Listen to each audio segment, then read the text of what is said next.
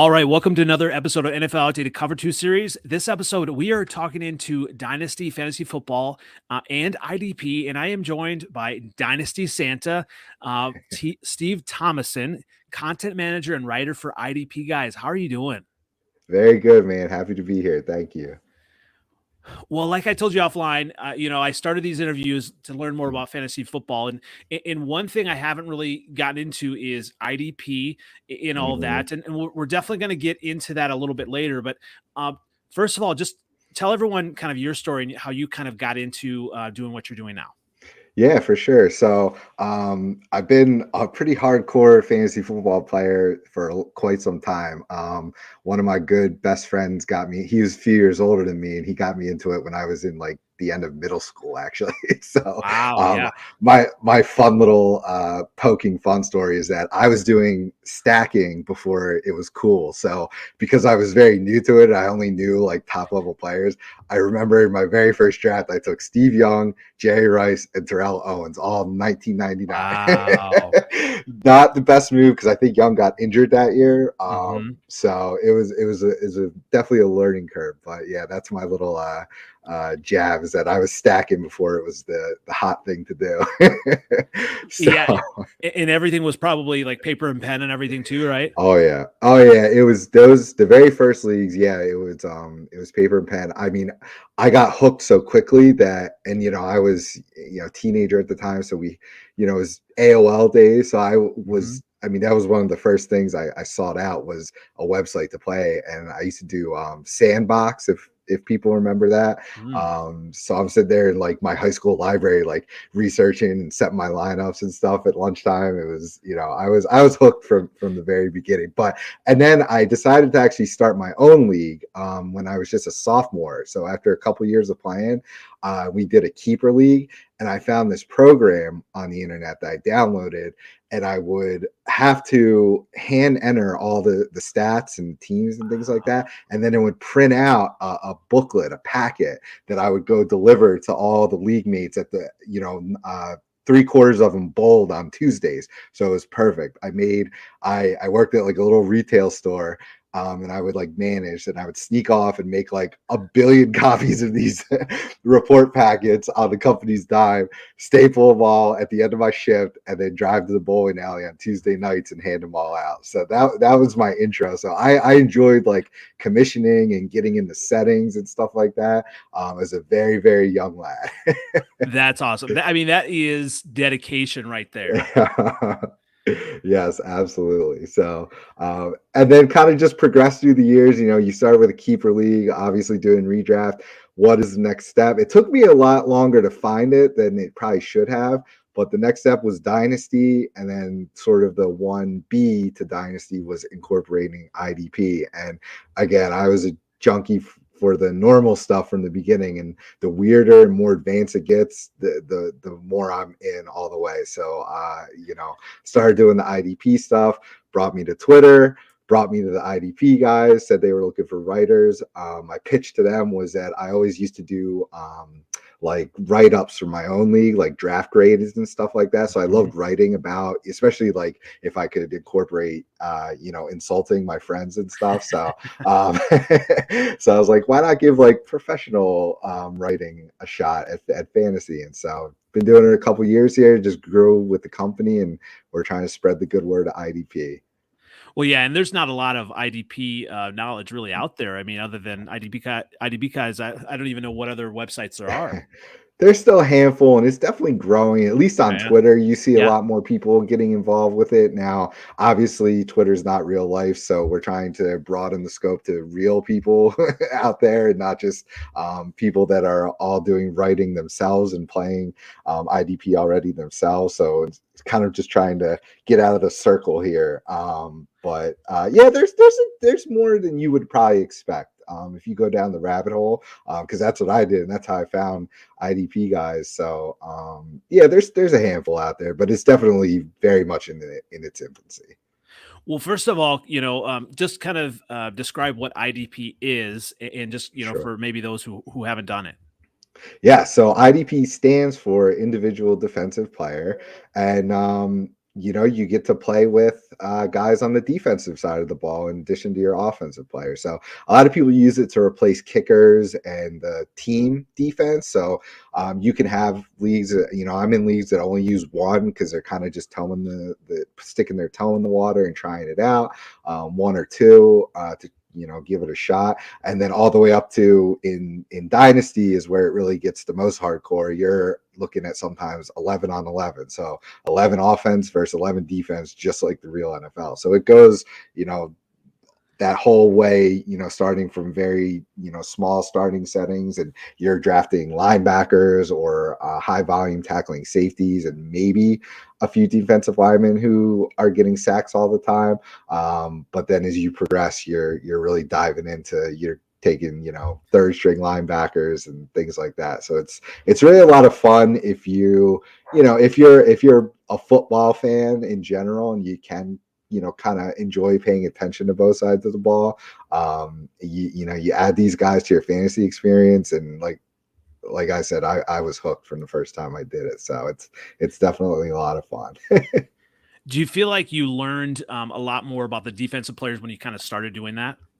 Yes, absolutely. I mean, when you get down the rabbit hole, and I never, so like, I don't come from like, I obviously love football and pay attention, but I never really played beyond like Pee Wee. So, Mm. I'm not a huge X's and O's guys, and some of the best, IDP players are, and like fully, they can spout off. It goes, and as I'm learning, it goes a lot further than your 4-3, 3-4, and stuff like that. So, I try to soak in as much of that as possible, but similar to offense, it really just comes down to who's on the field. Mm-hmm. So yeah, there's advanced metrics that you can dive in, but as long as you're really paying attention to who's getting playing time, that seems to be far and away the most important metric. So it definitely does help you, understand the game of football a lot more, which is really cool, I think. If that's one of your goals, and it can help you, so sometimes it's a gift and a curse. Sometimes it can help you with like your matchups, like weekly matchups, knowing who's playing on the defense. Mm-hmm. But then sometimes I feel like on a broad, like I feel like my redraft has been taking a hit to a certain extent, because I'm so into the dynasty and trying to learn the IDP guys every year that like sometimes I let offense slide away. So there can be detriment sometimes. Yeah, I mean, when you look at some of the defensive players, it might be helpful to kind of know, okay, well this defense is strong against the run, and Mhm. the exact players, or this team, and but with that, yeah, I can see like just how much time kind of Yeah, it takes to kind of get into IDP. I mean, what would you say yeah, kind of the case for someone who hasn't done it yeah. to kind of dive into it? And we try to promote a message of like positivity and inclusivity. So like if somebody, we just want people to try it really, and if it's not for you, it's not for you. So and I would say, if you find yourself progressing down the fantasy rabbit hole like I have over the past 20 years or so, I think it's just a natural part of that progression. So I'd really just like to have people give it a shot. And it is more, I feel like, easier to digest in a dynasty format. When you throw it into like a redraft or a keeper, like a seasonal format, I'm not advocating against it, but it is. So like, here's an example: a league I've been in for a long time, it's a keeper league. They decide to replace the one kicker spot with a one IDP spot, and the Mm. scoring is like, the first year of scoring, it was, you were the IDPs were scoring less than kickers, and then we kind of Oh, talked wow. about it and revamped it a little bit, and they're at least, they average about 8 to 12 points a game, so at least it's a little something, and that's okay. I feel like it's not really lighting a fire under anyone's butt though to run out and be like, I got to have more of this IDP stuff. So that's where I would say, like, if you're gonna try it, give it a real shot. Add 2 to 3 to 4 spots at least. Maybe one of each, lineman, linebacker, defensive back and a flex or something like that, just to, be able to, expose yourself to a larger sampling of players, I would say. But the case is just that it's a lot of fun. If you really enjoy watching football and you have even the slightest bit of curiosity about the other side of the ball, want to learn a little bit more about the other side of the ball, that's my biggest case, is to just, throw some of these slots into your leagues and just go for it. If people don't like it, take it away in a year or two. But I would really just say give it a shot. I feel like with the IDP guys, you're going to have to do some interviews with some of these NFL defensive players, and them actually also make the case, like, draft me, just like you got, what was it, Gardner Minshew a couple years ago that he had that promo. Yeah, that would be very helpful if we could snag some guys like that, because I bet they don't even know. That's what actually would be a really cool interview, to like grab Darius Leonard and be like, hey, do you know that like we could play using you too? Like, isn't that pretty cool? So I feel like especially the defensive guys, because they don't normally get that kind of shine from the fantasy players. So yeah, that's a great idea. We need to call up some of these teams, be like, yo, can we get an interview with some of your defensive guys and talk defensive fantasy football? Let's make that happen. We're going to try to make that happen. In the meantime here, my guy Ronnie Eastham has a question. So what platform would you recommend for Dynasty IDP? Yeah, I knew we were going to talk about this, and boy, I could probably go the entire rest of the show talking about this topic. So the big dueling heads right now are MFL, my fantasy league, and Sleeper. So Sleeper is the new kid on the block. They're really more, if you're like phone based, they do have the website that has most of the features, but not all of the features that you can do on the app, which frustrates a lot of people, rightfully so. Their IDP settings are grouped into just defensive line, linebackers, and defensive backs. Versus MFL, it's called position or true position player. So you go down to the defensive tackle, defensive end, linebackers, corners, and safeties. So it again, depending on like how serious you want to get into it, would probably lead you to pick one of those two platforms. They're definitely my favorite. It's really funny. It's a big topic in the industry that people fight over these two sites, and it's usually like, it's almost like Democrats, Republicans. Like, you have to be staunchly on one side or else you hate the other. And I'm kind of in the middle. I play on both, and I like them both. I'm kind of a 60-40 sleeper to MFL, only because MFL, the knock on them is they're more sort of like an old school feeling site, and it can be sometimes a little difficult to navigate. Yeah, so you've played on there before? Well, yeah. So I did it was a redraft league, and it was an IDP, but I've heard it's it's customizable. Whoever is, it's based on a lot of time who's the commissioner. They can change it, but it was super old school, and it was just it looked kind of like early days of the Microsoft. And I was just like, oh, okay. For the sandbox people that I mentioned, you might get some flashbacks on MFL there, but that's the thing. So like, I know, like, playing on it for me is totally fine. I tried to set up a league on there because I wanted to do crazy, like, salary cap, auction, all this crazy stuff, and I couldn't get past like the first few steps. So that's where I found frustration. Whereas Sleeper is just incredibly easy to set up your league, customize it. They each have their own pros and cons on the customizations that they offer. So so Ronnie had this question. The ranking of IDP doesn't make sense. Yes. They're working on it. I know they were working with one of the guys in the industry who came up with the IDP 1-2-3 scoring, Jordan. So they use his scoring, I believe, as default, which is good, because I'm sure we'll get there too. I'll try to jump ahead, but scoring options are part of a problem with IDP. And then I thought they were working with him on getting the ADP down, but the projections and stuff are not the greatest, and that's just because, again, Sleeper's kind of the new kid on the block. They're trying to grab people, to play the normal stuff.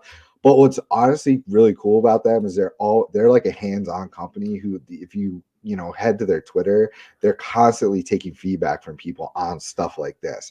Unfortunately, I just don't know that there's enough people playing IDP for them to sort of prioritize that. So, if you are looking to get into that on Sleeper, you use the sites that are out there. Use us. Go to Twitter. There's plenty of other people out there too, and you'll find rankings, you'll find projections, you'll find Sleeper articles, all that good stuff. So you kind of just have to dig through the queue there, and what I like to do is use the watch list feature and pop the guys that are ranked way too low so that I can filter out all the noise of the crap guys that are ahead of them, and then all the good players are focused on my watch list. So that's a tip for you on Sleeper to kind of work around that. So I assume it's similar to, with offensive players. Like some players are just names, and even with defensive players, some may carry that weight of what they've done in the past. Yeah. Is it just kind of wading through that then as well? Yeah, I mean, it's the overall projections, I would say, are just not great. They probably do rely a bit too heavily on previous year. And then it's really, I'm thinking Ronnie here probably goes play some deeper stuff. So, the one that's constantly popping into my head is so Cody Barton headed into this year. He's basically the number 2 linebacker in Seattle. And we also what Jordan Brooks did last year. He had a monster year as a number 2. He's like buried in their ADP and their rankings behind just guys that I've literally never even heard of, like free agents, players who stink. So it's getting into those deeper guys, like that should be quite relevant. Like he's a top 50 linebacker, probably closer to top 36 right now, and he's just buried behind a bunch of no-name guys. The guys at the top are okay. So again, if you're playing like a shallower league, you'll be able to get by. I would still kind of cross-reference it against someone's rankings who you find out there that you might like. But I totally get what you're saying, and yeah, it definitely needs some work. NFL is not perfect either. They have some odd players that they project to have really good years this year too. It's just not quite as bad as Sleeper. What about a guy like Von Miller? Obviously, Ronnie is a Bills fan, but what about him Nice. that kind of joins a team, a super team, so to speak? I mean, with Yeah. all these other players. I mean, do you kind of take that into account when you're ranking as well? Yeah, you have to take into account movement. And as you start to learn about these teams, Buffalo likes to rotate a lot. A lot of people are really high on their defensive line players this year because they've got some good young guys as well. But I sort of temper my expectations there because I know that the Bills aren't playing like one or two guys 7, 8, 900 snaps on that defensive line per year, or even at an edge position. So, right, Von Miller's got that superstar name. He had a great year last year joining the Rams. I mean, playing next to Aaron Donald, a perennial bust like Leonard Floyd even had a good year. So you gotta take that into account too. I sort of, those guys are great because they'll often fall to you at a value. If you're doing like a startup draft or trying to trade for them, you can usually get them pretty cheap. I traded a 3rd round pick for Bobby Wagner a few months ago. I think he did even sign, even with the signing. I was trying to get him before he signed somewhere, and somebody gave him to me for like a 3rd round pick. I mean, you can't.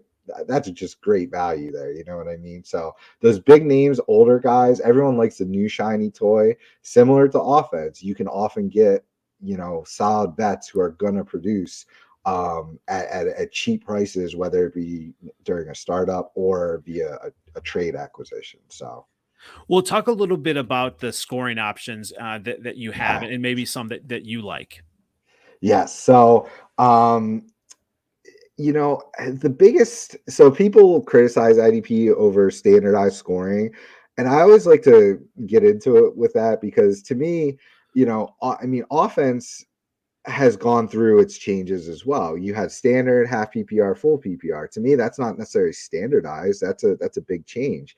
And now you've got people incorporating first down sometimes, tight end premium, super flex. I mean, there's a billion different offensive formats as well, and not only formats but scoring to go along with that. So for me, the biggest thing that affects IDP scoring is similar to PPR on the offensive side is just sacks. Everyone's going to have tackles, assisted tackles, in the same ballpark, and it's not really going to change, the overall standings or rank or end of year points on a player that much. It's similar to tight end premium when you give an extra half a point. It kind of just lifts the guys who are already really good.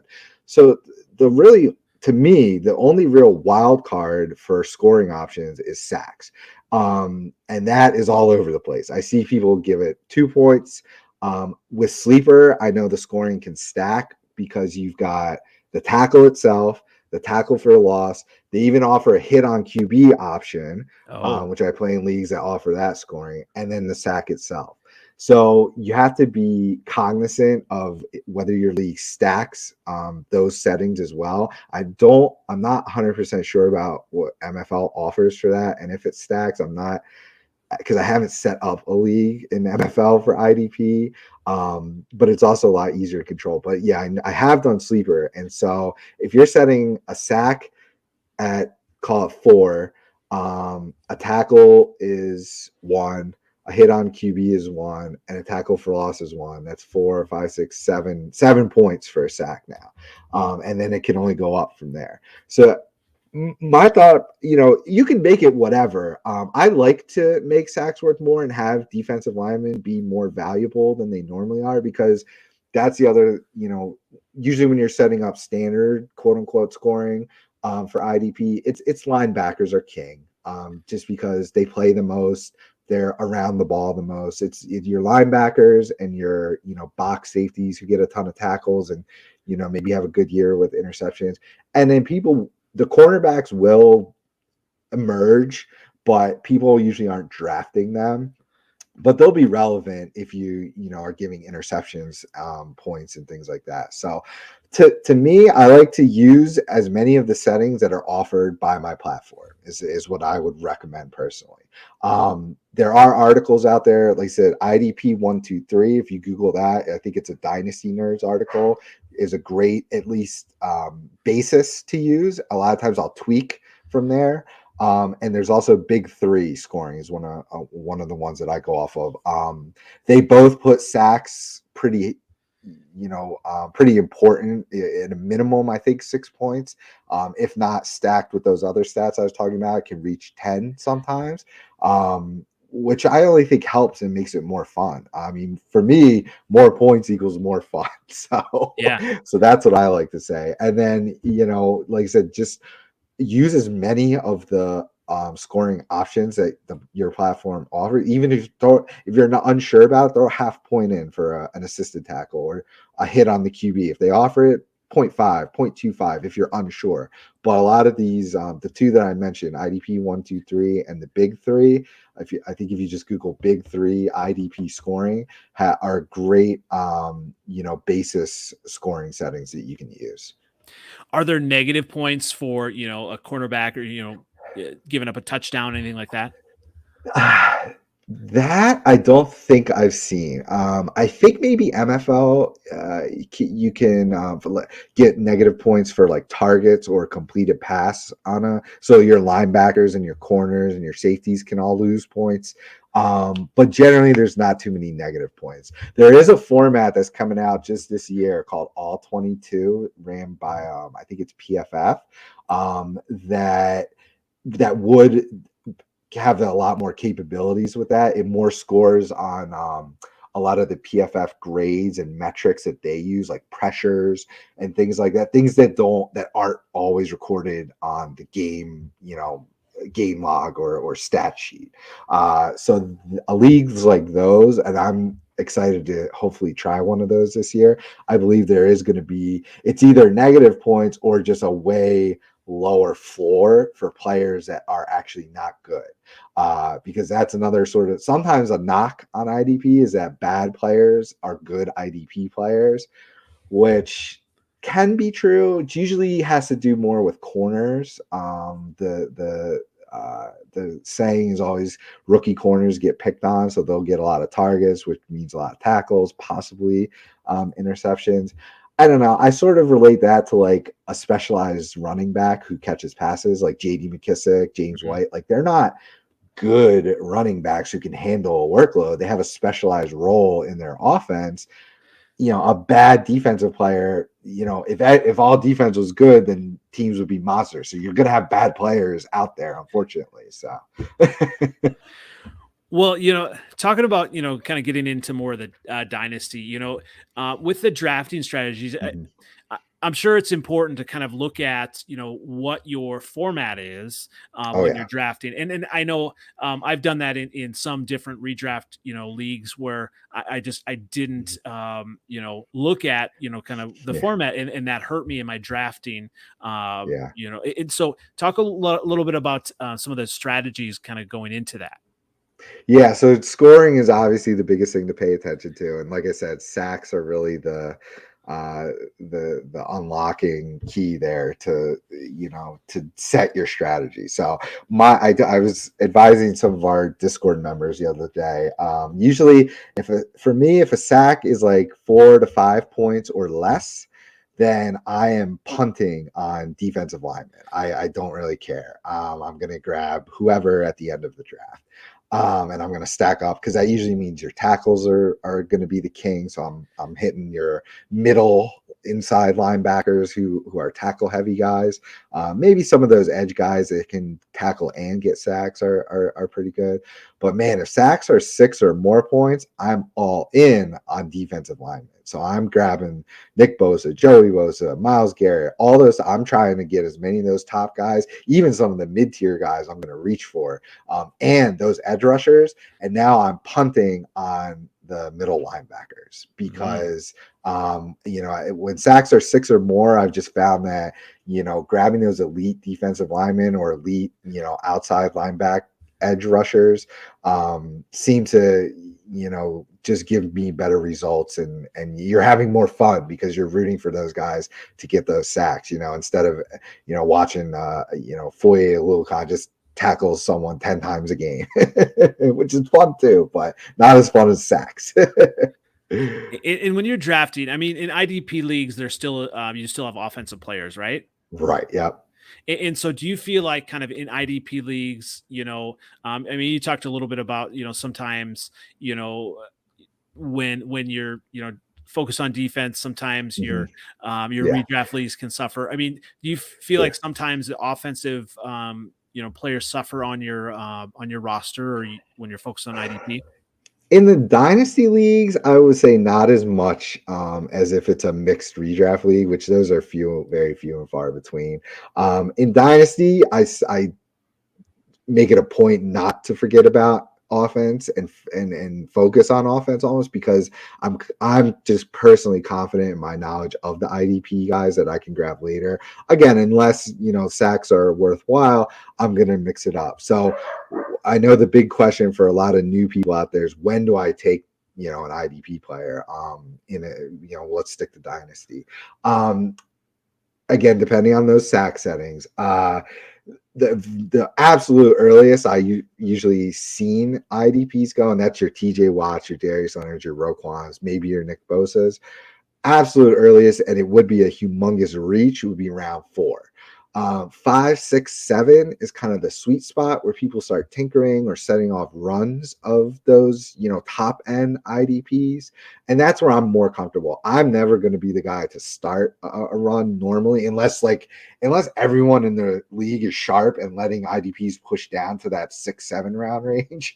But I'm normally never going to be the first one to pull the trigger. I don't want to lose out on a run. So if I see a bunch of defensive linemen going, I might try to hop in there and grab one or two. But you're never going to catch me starting that run for sure. I'm trying to still grab offense when it's that early. And maybe this is a dumb question, but do you also Never. have auction IDP leagues? There can be. I'm trying to think if I've done an auction. I think I've done one or two dynasty startup auctions that included IDP, and you could get even more value there. Hmm. Auction strategies, I have my own philosophy, but I'm generally, I'm spending on running backs, Hmm.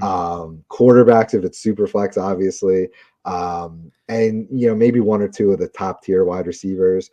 And then I'm trying to get value everywhere else. That would probably include IDP. Again, I might pull the trigger on one or two studs, depending on the settings.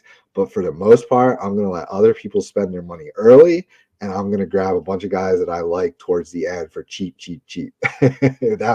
That's my strategy personally. And when you look at dynasty for rookie, is it a little Yeah. bit harder for IDP to kind of project some of that? I mean, are you guys like really trying to pay attention to camp stuff, or how are you Oh looking at yeah. some of that? Yeah, and so this is my first year really diving into doing my own rankings for the site, and boy, would I recommend anyone that's doing this to find someone's maybe who you like and then tweak them to your own personal rankings, because that's really helped me see the sort of bigger picture of values, whether it be from veterans or rookies. Rookies for IDP I almost think are harder than the offense, because so many, if you're not drafted in the first round, you have no idea if or when these guys are going to play. And even the first round guys there's been plenty. I mean, look at, the examples are countless. Cleveland Farrell, what was he, fourth overall? Hmm. Stinks, but, Yeah. his tape looked good. You expect him to play. And Max Crosby came along and dominated his rookie year instead. So that stuff happens all the time. And so that's why, like, you'll normally will see IDP rookies go, maybe if there's some that a guy's in love with, you'll see an IDP get taken at the back end of the first. But normally, like, the middle, the second is the sweet spot, and then mixed in with offense the rest of the way for however many rounds you have. Um, Again, it would kind of depend on my needs for my team, but generally I'm taking offense first. I mean, the one guy that I'm in love with this year is Kyle Hamilton, and Mhm. I came in second place in a 16 team league last year. So by the 115, there wasn't a heck of a lot of offensive guys I was in love with. So I grabbed Kyle Hamilton. So technically it's still a first round pick. If you're talking the 12 team, it would be mid to early second.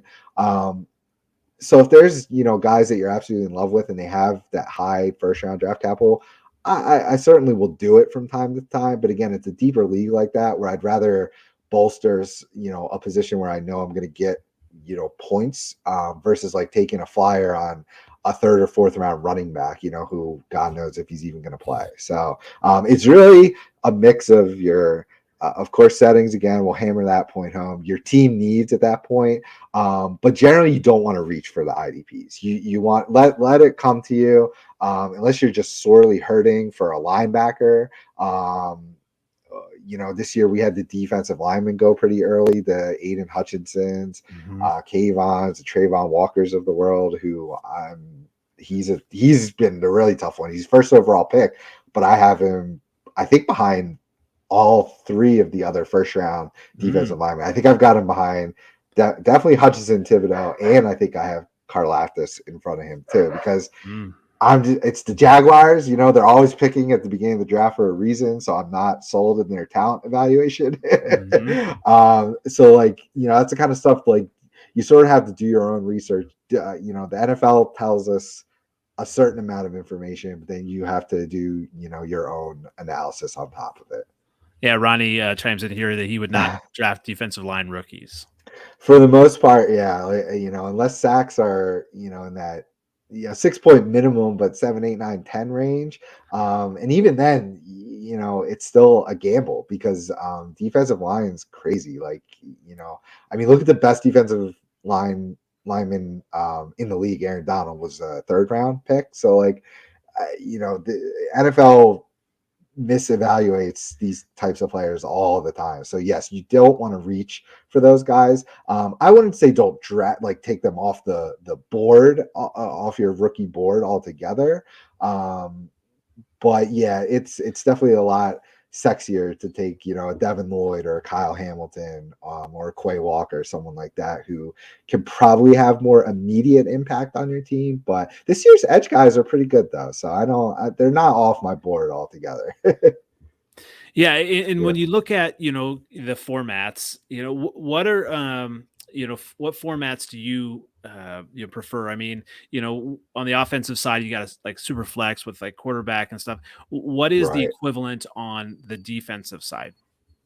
I don't know if there's a great comparison to super flex. You're usually playing in a mixed league that hopefully is using Superflex and IDPs. So for Dynasty, I'm a big fan of the, mirroring the NFL experience and the GM experience as much as possible. So I like 11 on 11, and that, your 11 offense can hopefully, be at least two quarterbacks. Maybe two tight ends, the weirder the better for me personally.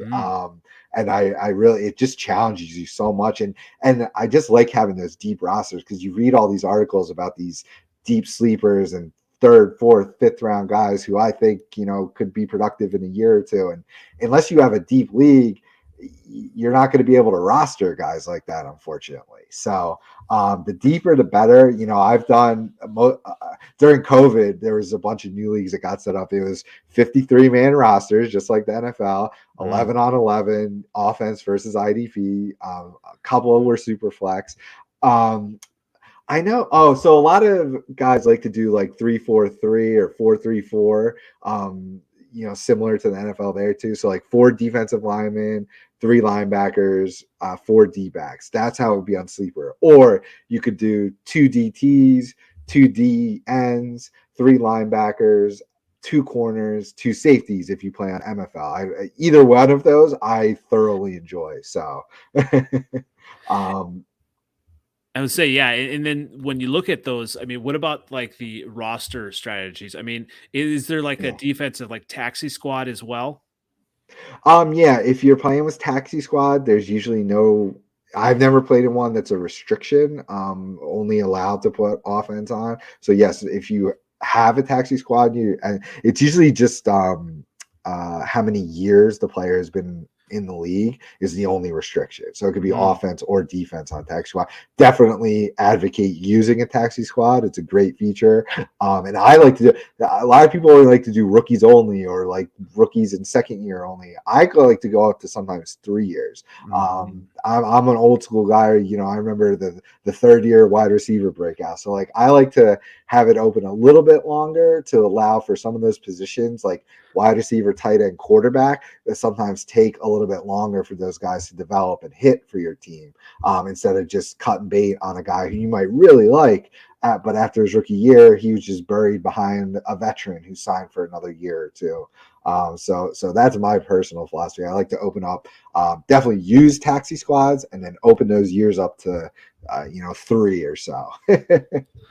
And when you look at trading, I mean, this can be, Oof. in any type of dynasty can be tough. I mean, I ended up getting in a league, and I was the new guy, and I was, Yeah. throwing out, all sorts of trades. Yeah. And, it's interesting because, some people, think that you don't know the value, this and that. But Right. I think, for any type of trades, I try not to take anything too personally, but Sure. everyone has a value of different players. And I think it's important to learn that, so what are some strategies that you have employed to kind of get people to draft with you? I mean, like adding draft picks in and all of that. Yeah, I mean, yeah, draft picks are the sexy thing. So if you're trying to go player for player, that can be tough sometimes. So yes, including future draft picks is always a great, idea to try to, even if it's like a fourth or a third, just to get the conversation going and show that you're willing to move future draft picks. Now, if you're taking over a cruddy team, you don't always want to give those away because they might be high later on. So your strategy, it kind of depends what you're taking over there. But let's say you're taking over a crappy rebuild. Your strategy would be to sell off your studs and try to gain future picks and young players with high upside. So maybe they're not a stud right now, but maybe they're waiting in the wings. Trade off. A good example just popped in my head. If you Darius Leonard's your best IDP, trade him away for Chad Muma and a first round pick in 2023 or 24 or something like that. And I don't really care about, everyone likes to yap about this class is better than that. I don't really care. I'll let fate decide if it's going to be a great pick or not. I know people normally want the closer year, but I'll take whatever. If it's a first, I'll take whatever. But you trade away your stud and grab someone like a Muma who is sitting behind, they signed Foye Lucan and drafted Devin Lloyd. So he's probably not going to see the field much in his first year unless injury occurs, but he's a great talent. So you do your research on the guy's talent and hope that, Foye kind of stinks and they don't end up paying his full contract. And maybe in a year or two, he's right out there next to Devin Lloyd and is, an awesome 1-2 punch. So you got to kind of think like that. And you have to be willing to be bad for a couple of years too, unfortunately. Yeah, and when you're in your leagues, I mean, do you also then kind of do homework on each of the other managers because Of course. I mean kind of go one by one and say, okay, well this one values this or that, and how do you kind of keep track of that and really try to build that into an overall strategy within your leagues? So I definitely pay attention to who they're like ad dropping. If you're already past a startup. In the startup, I pay attention to what I think their philosophy is. So you've usually got it's one of three guys, right? You've got a guy who's team youth, and they're not looking to win for the next year or two. So it's probably going to be pretty difficult to grab draft picks away from them. So they're usually the toughest people to trade with because they've drafted a ton of young players who they're expecting not to do anything for a year or two, and they're expecting to be bad and have high draft picks for the next couple of years. They're the toughest ones to trade with, unfortunately. Then you've got guys who kind of build a bounce team, and then you got guys who are old because they just either didn't know what they were doing or just had too much older veteran players fall to them. Those are the two teams that I try to target trades with. And just try to mix it up and just pick their brains. Send them. A lot of people are scared to send their best offer first. I try to just analyze my brain, send the best offer, maybe some tweaking. I know a lot of people have different philosophies there. They might send a crappy offer, but with a note that says, hey, I know this is bad. I just want to get your brain rolling. I'm interested in this player. What can we do? If you accompany it with a note, at least like that, that's a great idea if you're going to send a horrible offer, but don't send horrible offers with no context or anything. I hate people to do that. Yeah.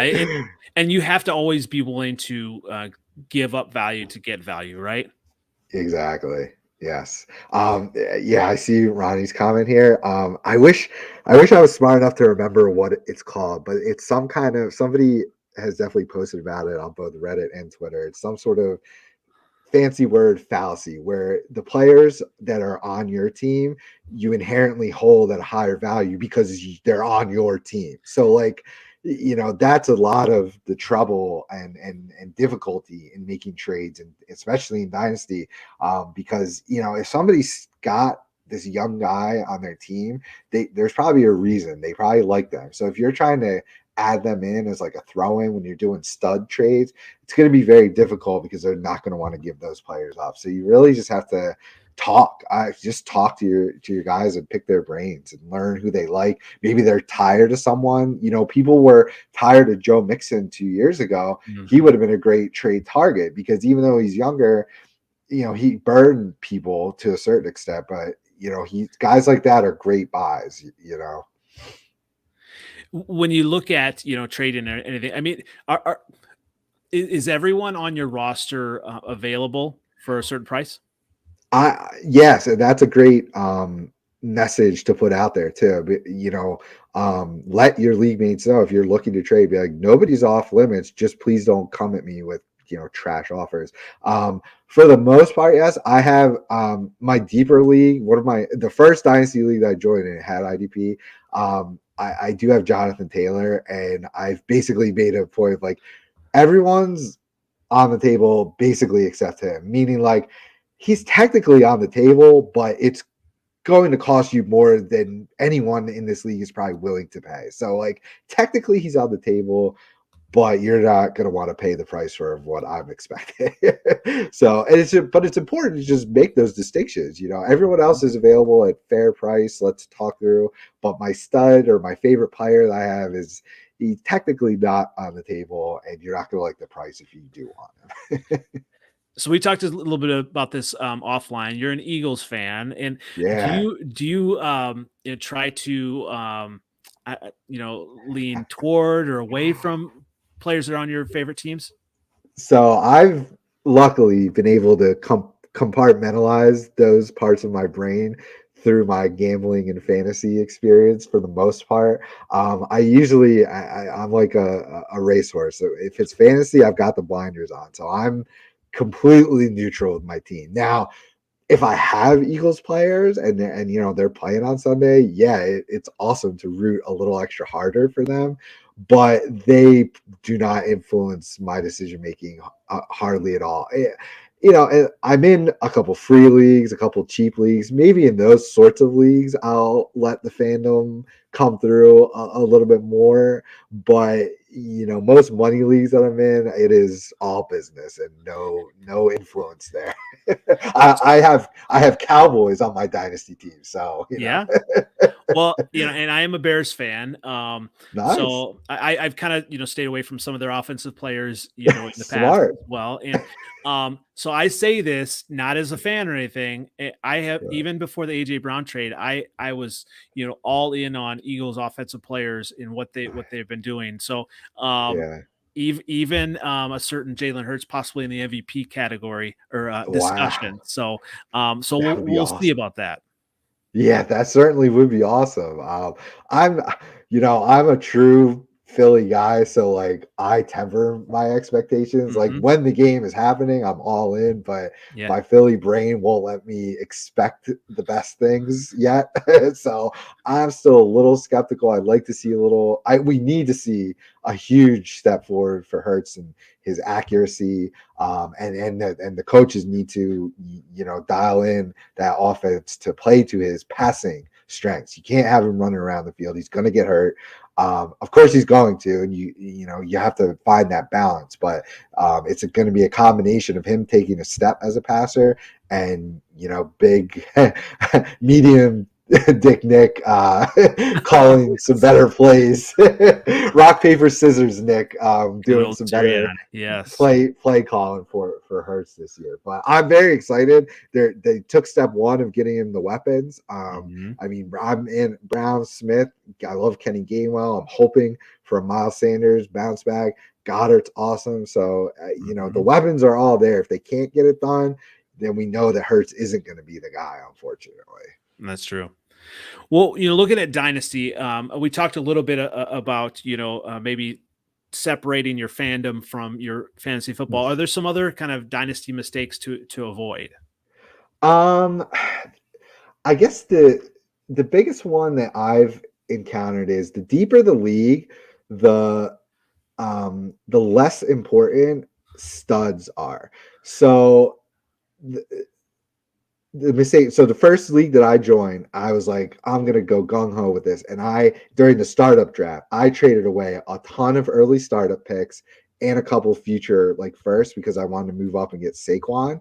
Mm. Huge mistake. Now I've been competitive and I win the division. I'm hanging around. I actually flipped Saquon for Jonathan Taylor plus during his rookie year when that pick was on the clock.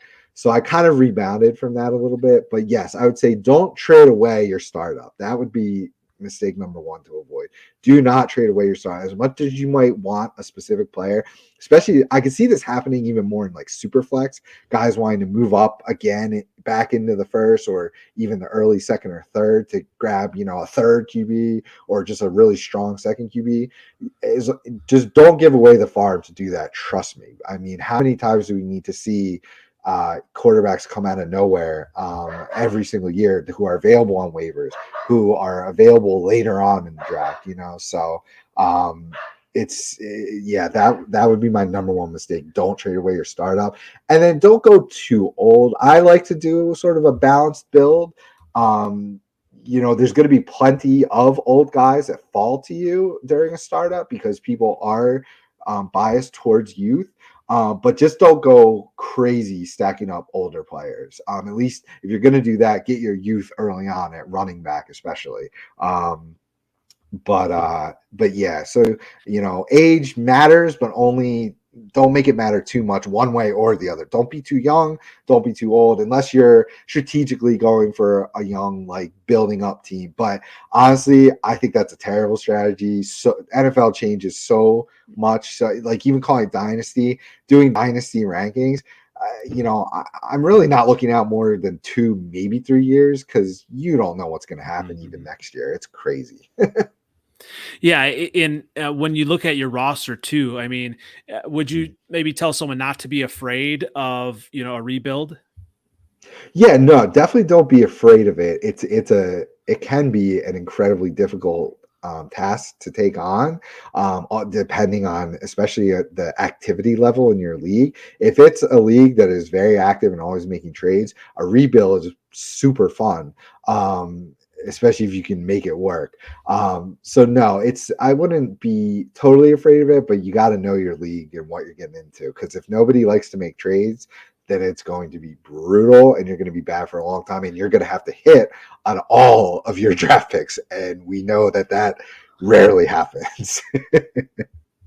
Yeah, I've tried that, and it is hard because if you're a new person in the league, I mean, you want to try to establish that you know what you're doing, but establish also that you're willing to give up value in trades, and it can be tough. If I look at a roster, I've had this before, where someone has asked me to take over an orphan team, and do you think there could be some mistakes made at looking at the orphan teams, in a wrong light, maybe? Um, I mean, as long as you dig into the scoring settings and Yeah. understand the roster sizes, and if you could get what I would probably request would be a look into the league, like who's available on free agency, get an idea of the depth and what you're walking into.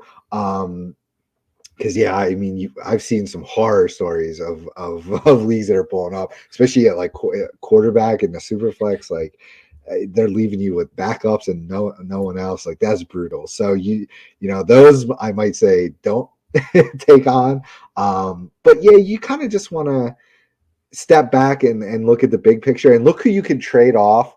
What are your biggest names? That's probably the first thing I look at is who are the biggest names here that I can trade off and probably grab, maybe a young player and a couple of first for. And if you've got 1 or 2 of those guys at least, then I would say it's a little easier to take that rebuild on. But man, if it's completely bare, just be ready to suck for at least 2 to 3 years. That's an interesting point because, when I looked at the orphan team, I looked at the players that were there and that I could keep. But it's Right. almost you look at it and flip it and look at it a different way. Look at the players that you could get value for. Because that's the name of the game in a rebuild. If you're going into a rebuild expecting to hang on to the 1 or 2, handful of studs that are actually there, it's probably an orphan for a reason, right? So if you're lucky enough to create an awesome orphan team, then more power to you. But I would say 75-85% of the orphans out there are teams that were previously mismanaged. So yeah, if you're looking at guys to hang on to, that I would definitely say is not the right strategy. You want to hope to have a couple guys and immediately sell them off, put them on the block. Now, don't take pennies on the dollar. Be firm in what you'll accept, but you need to be hitting up there. I mean, I've done it. I've gone and sent offers to every single team. Like, that's a good way to start the ball rolling too.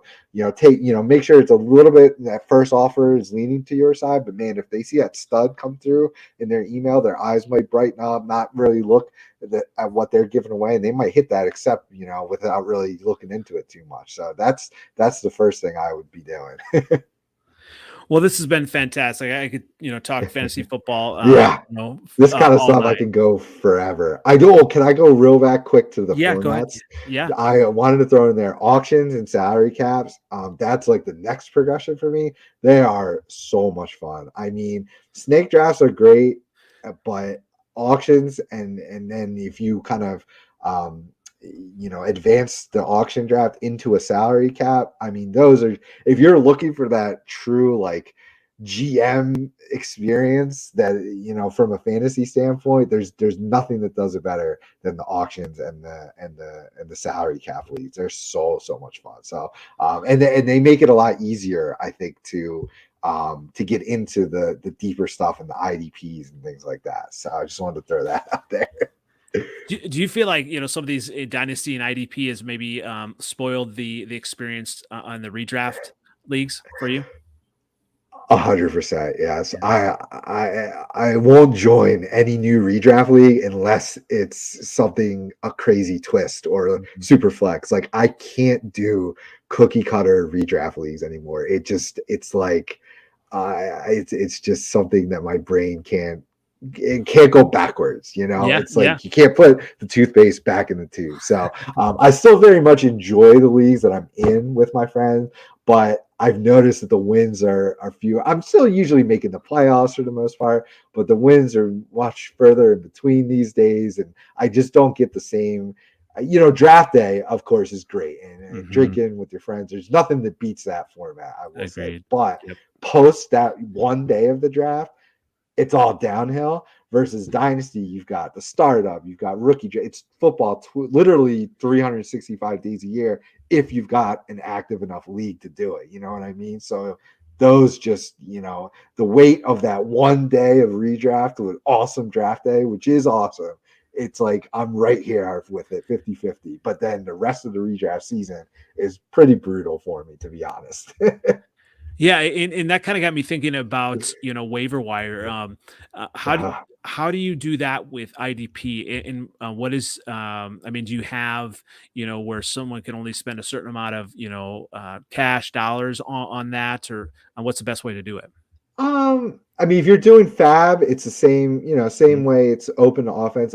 At IDPguys.org, we do weekly IDP waiver selections, and we try to cover, from deeper leagues to maybe more shallow leagues. So we try to hit on guys that are like obvious to some of the deeper players, and then guys that if you're in one of those 40-50 man roster leagues that we noticed a spike in playing time for this linebacker, this safety, or this defensive lineman that he hasn't been playing, but his pressures rate is getting up there. So we'll recommend that. We'll probably, I mean, as far as fab budgets go, again, it depends like how knowledgeable your league mates are with usually you can get IDPs for $1 or $0 for 9 times out of 10, depending on how closely attention people are paying to the IDP players. Offense is still always going to be king on the waiver wire. That hot running back, that wide receiver that had a huge game. So I'm rarely spending more than 10% of my budget on almost any IDP player. It's usually a $0 or a $1 bid. And when you look at that as well, I mean, is it similar on with IDP as far as like chasing the points? I mean, offensively, it's easy to chase points. Oh, this running back, went off last week. I mean, is it similar on defense, or is it just kind of like you see a steady production, or even maybe based on game plan as well?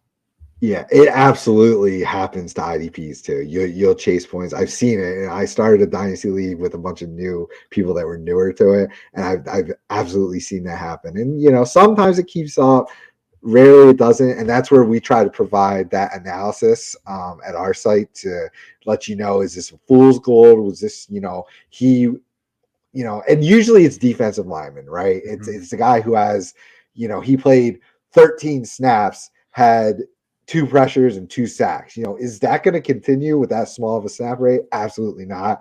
I wouldn't. If you could get him for free, stash him, maybe. But for the other positions, it's actually usually a lot easier to predict, because if a guy's playing more at the linebacker or secondary level, it's because either someone in front of him got injured and he's gonna keep that spot, or he's outplaying someone else at that position and he's going to keep that spot. So from the linebackers back, it's way easier to not chase points, or you can probably chase points and it'll work out way more frequently than it will on the defensive line. The defensive line is where the fool's gold is in chasing points. So yeah, just because some random dude has a couple sacks a week earlier, again, unless you can get it for $1 or $0 on stash and maybe see if it keeps up, but that's where I would research and find out, why did that happen? Why has he stunk for the previous 5 weeks and now all of a sudden, got hot? Did somebody get injured in front of him? Is he going to play more, or was it just a fluke game?